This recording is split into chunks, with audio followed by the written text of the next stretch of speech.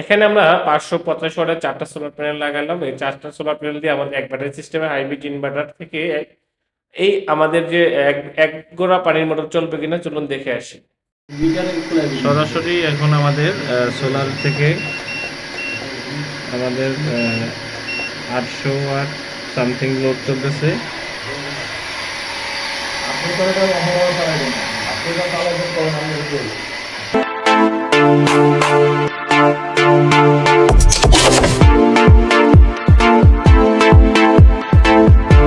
আসসালামু আলাইকুম প্রিয় দর্শক, সোলার সিস্টেম বিডিতে আপনাদেরকে স্বাগতম। আজকে আরো একটি নতুন ভিডিও নিয়ে আপনাদের সামনে হাজির হলাম।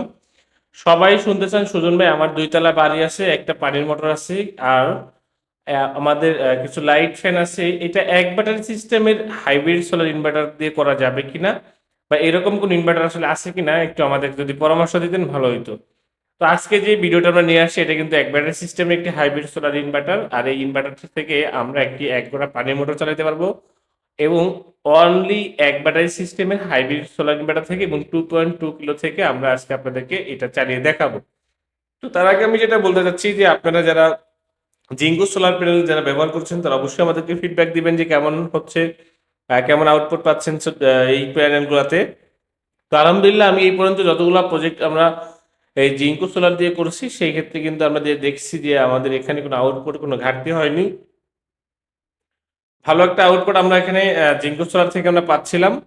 এবং জিঙ্কো সোলারের বাইফেসিয়াল এন টাইপ যে সোলার প্যানেলগুলো যখন থেকে আমরা ব্যবহার করা শুরু করছি তখন থেকে কিন্তু আমরা একটি ভালো ফিডব্যাক পাওয়া শুরু করছি। আদারওয়াইজ এছাড়া ওই অন্য অন্য সময় যে টেকনোলজিগুলো ছিল তখনকার সময় সেগুলো খুব আপডেট ছিল, আর জিঙ্কো এবং এন টাইপ টেকনোলজি যেগুলো নতুন আসতেছে, যে কোনো কোম্পানির যেগুলো আসতেছে, আর সেগুলো কিন্তু আমরা খুব ভালো আউটপুট পাচ্ছি, এবং আমরা খুবই স্বাচ্ছন্দ্য বোধ করছি যে কাজ করেও, যে আমরা এখানে 3000 ওয়াট যদি আমরা একটা সোলার সিস্টেম করি, আগে আমরা পাইতাম 2000 ওয়াট, বাট এখন আমাদের 3000 ওয়াট সোলার সিস্টেম করলে আমরা এখন পাই হলো 26 ওয়াট আর 27 ওয়াট, এরকম একটা আউটপুট আমরা পাই।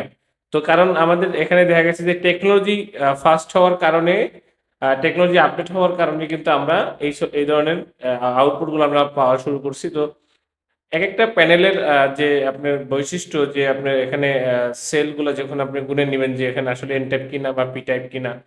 তো এন টাইপ যে ইনভার্টার, যে সোলার প্যানেলগুলো আছে এগুলো আপনার যে কোনো জায়গাতে আপনার যখন এখানে ইউজ করবেন, যে কোনো জায়গাতে যদি আপনারা ইউজ করেন, ছাদে বলেন, আপনার টিনের চালের উপরে বলেন, সব জায়গাতে ইউজ করতে পারবেন এবং ভালো একটা আউটপুট পাবেন একটা ডিগ্রি সিস্টেম করে লাগাইলে।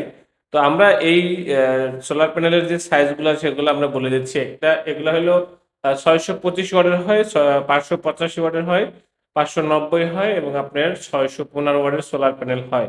আপনারা চাইলে এই ধরনের সোলার প্যানেলগুলা এবং ভালো এমপিপিটি বেস যে ইনভার্টারগুলো আছে সেগুলোর সাথে যদি ইউজ করেন, ইনশাল্লাহ ভালো একটা আউটপুট আপনারা পাবেন। আরেকটি বিষয়, সোলার সিস্টেম যখন করবেন অবশ্যই আপনার সোলার সিস্টেমের যে স্ট্রাকচার সেটা আসলে কতটুকু হাইট দিতে হবে, সেই হাইট অনুযায়ী আপনার স্লোপ মিলে তারপর সোলার সিস্টেমটা করবেন।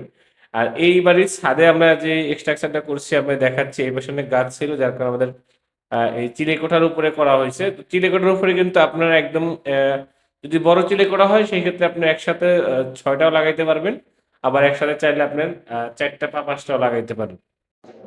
এখানে আমরা 550 ওয়াটের 4টা সোলার প্যানেল লাগালাম। এই 4টা সোলার প্যানেল দিয়ে আমাদের এক ব্যাটারি সিস্টেমে হাইব্রিড ইনভার্টার থেকে এই আমাদের যে এক গোড়া পানির মোটর চলবে কিনা চলুন দেখে আসি। সরাসরি এখন আমাদের সোলার থেকে আমাদের 800 ওয়াট সামথিং লোড চলতেছে।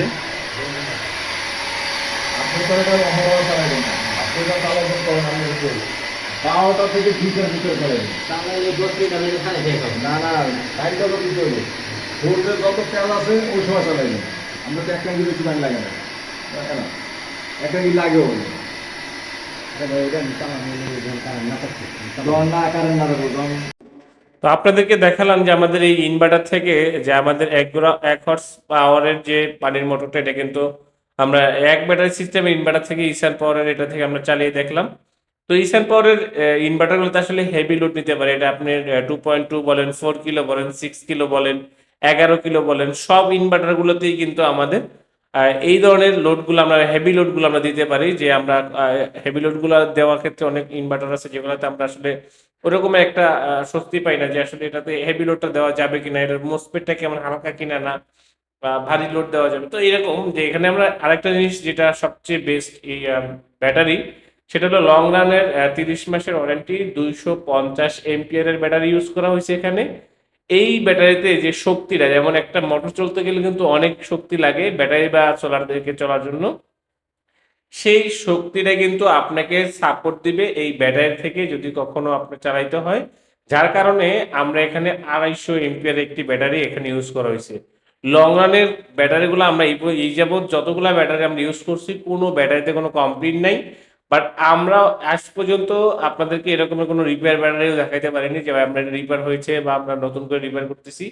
তো এরকম কোনো আসলে ইয়ে নাই, কোনো সিমটম নাই। তো আপনারা যারা ব্যাটারির জগতে যারা ব্যাটারি কিনতে যাচ্ছেন, অবশ্যই আপনারা লং রানের ব্যাটারি কিনতে পারেন। টল টিউবলার কিনেন, ফ্ল্যাট টিউবলার কিনেন।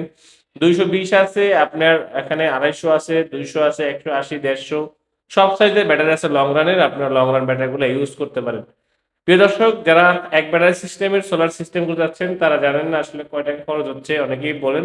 শুধু এখানে আমরা যে ফুল সেট আপটা করার জন্য যেটা নিচ্ছি সেটা হলো আমাদের 1,45,500 টাকা, 1,45,500 টাকা আমাদের টোটাল খরচ হয়েছে এখানে। আর এইরকম সোলার সিস্টেম যারা করতে যাচ্ছেন, অবশ্যই আমার স্ক্রিন দেওয়া নাম্বার যোগাযোগ করবেন, আমাদের চ্যানেলটাকে সাবস্ক্রাইব করে রাখবেন।